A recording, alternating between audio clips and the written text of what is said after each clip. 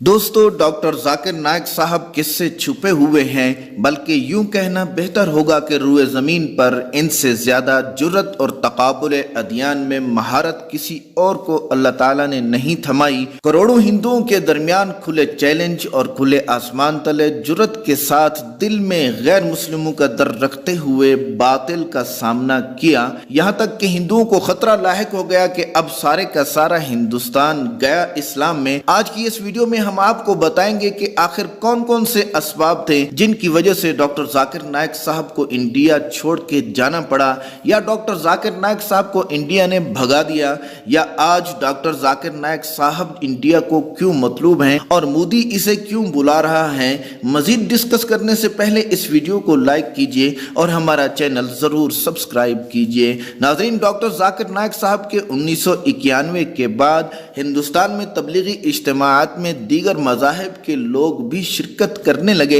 उसके बाद कुछ इंतहा पसंद मजहबी जमातों की जानिब से डॉक्टर जाकिर नाइक साहब के खिलाफ बाकायदा एक तहरीक शुरू हुई। यानी भारतीय सरकार की तरफ से 2016 में डॉक्टर जाकिर नाइक साहब पर एक मनी लॉन्ड्रिंग का इल्ज़ाम लगाया गया। मनी लॉन्ड्रिंग और भारतीय मालियाती तहकीकाती इदारे डैरफ, जो कि वजारत हिंदुस्तान के तहत काम करता है, ने ये इल्ज़ाम आयद किया कि 28 मिलियन डॉलर के असासे आखिर आए कहाँ से।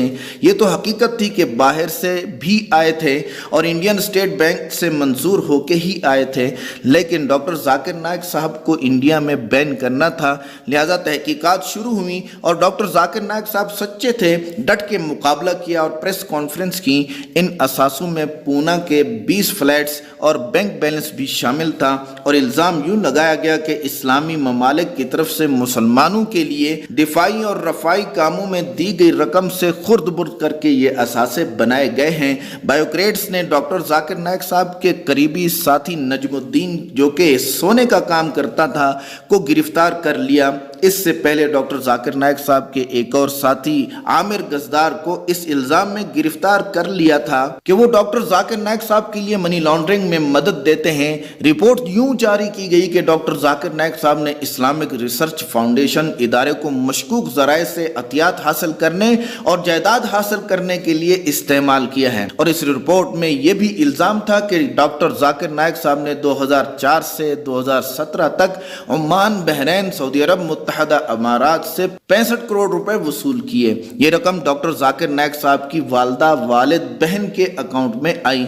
इस रकम का असल जरिया नामालूम है और मैं कहता हूं कि ये कैसे हो सकता है कि बैंक का सिस्टम ये तो बता दे कि किस किस अकाउंट में कितनी रकम आई है और ये ना बताए कि ये रकम कहां से आई। और इसी इल्जाम की वजह से 2012 में पीस टीवी को इंडिया में बैन कर दिया गया और 2017 में डॉक्टर जाकिर नाइक साहब का पासपोर्ट इस इल्जाम में मनसूख कर दिया गया कि डॉक्टर जाकिर नाइक दहशतगर्दी से ताल्लुक रखते हैं और पीस टीवी और डॉक्टर जाकिर नाइक मजहबी नफरत फैलाते हैं। दूसरा इल्जाम जो कि सरासर झूठा था, जो कि डॉक्टर जाकिर नाइक साहब के खिलाफ अकली कड़ियां मिला के लगाया गया था कि डॉक्टर जाकिर नाइक साहब ने पैगंबर इस्लाम की तौहीन की है। इसी वजह से जो शख्स इनका सर कलम करके लाएगा, इसको 15 लाख रुपए इंडियन करेंसी में इनाम दिया जाएगा। ये ऐलान असल में एक फेसबुक पोस्ट करके किया गया था, जो कि हुसैनी टाइगर्स ग्रुप के सदर सैयद कल्बे हुसैन नकवी की तरफ से था। इल्जाम आयद करने के बाद ये पोस्ट की गई थी और सैयद कल्बे हुसैन नकवी के बेटे ने डॉक्टर जाकिर नाइक साहब को काफिर करार दिया था, जो कि सरासर इंडिया के हक में फेसबुक पोस्ट थी। तीसरा इल्जाम और भी भयानक और अजीब था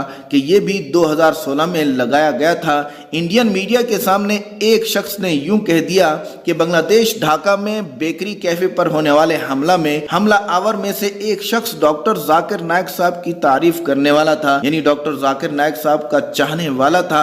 असल में जमातुल मुजाहिदीन बांग्लादेश की एक ऐसी तंजीम है जो कि बांग्लादेश में इस्लामी कानून नाफिज कराना चाहती है। यह हमला ढाका के पोश इलाके में वाक़े एक बेकरी पर इफ्तारी के वक्त हुआ, जिसमें 22 अफराद हलाक हो गए थे। इनमें जापानी, इटालवी, अमेरिकी सयाहों समेत भारतीय शहरी भी शामिल थे। हमला करने वाले दहशतगर्द उसी वक्त मारे गए और जो हमलावर डॉक्टर जाकिर नाइक साहब का चाहने वाला था वो असल में मशकूक था और वो बच भी गया। اب انڈین میڈیا کے سامنے جب یہ بات آئی تو ان کو موقع مل گیا کہ ڈاکٹر ذاکر نائک صاحب پہ یہ الزام بھی لگا دیا جائے تاکہ اسلام جو کہ سچا مذہب ہے نہ پھیل سکے۔ اب کہانی اور بھی بھیانک ہوتی گئی اور ڈاکٹر ذاکر نائک صاحب کے عمومی اجتماع میں 21 غیر مسلم مشرف با اسلام ہوئے اور ان کو اجتماع کے ختم ہوتے ہی غائب کر دیا گیا۔ یہ واقعہ بھی انڈیا کے شہر کیرلا میں 2016 میں واقع ہوا۔ کیرلا حکومت نے ڈاکٹر ذاکر نائک صاحب پہ الزام یوں ڈالا کہ یہ 21 نو مسلم عراق اور شام میں شمولیت کر چکے ہیں اور یہ عالمی دہشت گردی کا حصہ بن چکے ہیں، اور ان الزامات کے ثبوت دور دور تک کہیں بھی نہ تھے، اور یہی الزام انڈین نیشنل کانگریس کی طرف سے بھی تھے۔ تاہم انڈین یونین مسلم لیگ نے اس بات کے امکانات سے انکار کیا اور ڈاکٹر ذاکر نائک صاحب کی حمایت بھی کی۔ ایک بڑی غلطی ڈاکٹر ذاکر نائک صاحب سے یہ ہوئی کہ انہوں نے سری سری شری شنکر کو سٹیج پر بحث کے لیے بلایا، جو کہ قرآن پاک کے اس آیت کی وجہ سے تھا مفہوم کہ تم آؤ ایسی بات پہ جو ہمارے تمہارے درمیان برابر ہے، یعنی خدا ایک ہے۔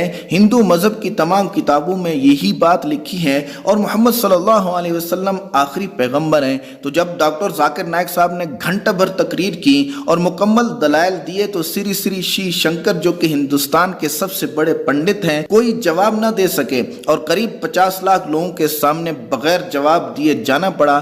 پھر جب اس پنڈت نے پریس کانفرنس کی تو کہا کہ جب آپ کو جوتی کاٹ رہی ہو تو واپس جوتی کو تھوڑی کاٹنا ہے۔ اب ڈاکٹر ذاکر نائک صاحب کو موقع ملا اور ہر سٹیج پہ پنڈت کی مٹی پلید کرنا شروع کر دی، جس کی وجہ سے ہندوؤں میں نفرت پیدا ہوئی اور تحریک والوں کو موقع ملا۔ لیکن ڈاکٹر ذاکر نائک صاحب کا یہ اچھا فیصلہ تھا کہ سازشوں میں کھپنے کی بجائے ملیشیا جا کر اپنے کام میں لگ گئے۔ پھر کیا ہوا؟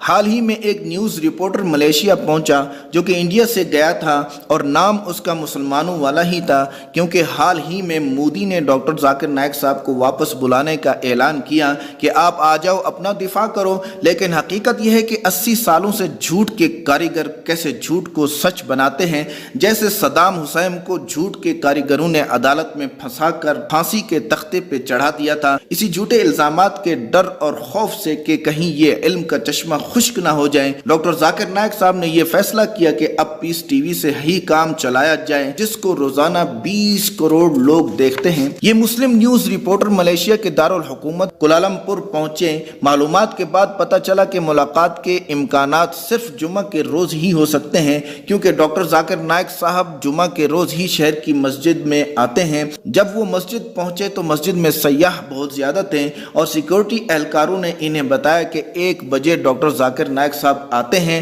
لیکن اس نیوز رپورٹر نے بتایا کہ وقت بہت باقی تھا۔ تو ہم نے ڈاکٹر ذاکر نائک صاحب کی رہائش گاہ پہ ملنے کا فیصلہ کیا اور وہاں پہنچے تو بڑی بڑی عمارتیں موجود تھیں اور سیکورٹی گارڈ سے ہماری ملاقات ہوئی اور انہوں نے ہمارا پیغام ڈاکٹر ذاکر نائک صاحب تک پہنچایا اور ہمیں شام کے 5 بجے ملاقات کا وقت ملا اور ہم واپس مسجد آ گئے اور 1 بجے ڈاکٹر ذاکر نائک صاحب تشریف لائے اور مسجد میں داخل ہوئے اور تمام نمازیوں کو سلام کیا اور سب نے سلام کا جواب دیا۔ اس سے ہمیں اندازہ ہوا کہ ڈاکٹر ذاکر نائک صاحب یہاں کی اہم شخصیت ہیں۔ ہم 5 بجے ملاقات کی جگہ پہنچے تو ڈاکٹر ذاکر نائک صاحب مصروف تھے اور مسجد سے باہر آتے وقت ہم سے بات کی کہ آپ کو کسی نے نہیں بتایا کہ میں نے انٹرویو سے کیوں انکار کیا، کیونکہ آپ کا ادارہ ہم سے امتیازی سلوک کرتا ہے، لہذا بھاگ جاؤ۔ ہم نے پھر عرض کی کہ ہم آپ پر عائد الزامات کی وجہ سے انٹرویو لینا چاہتے ہیں۔ اس پر ڈاکٹر ذاکر نائک صاحب نے کہا کہ میں کسی غیر مسلم کو تو انٹرویو دے سکتا ہوں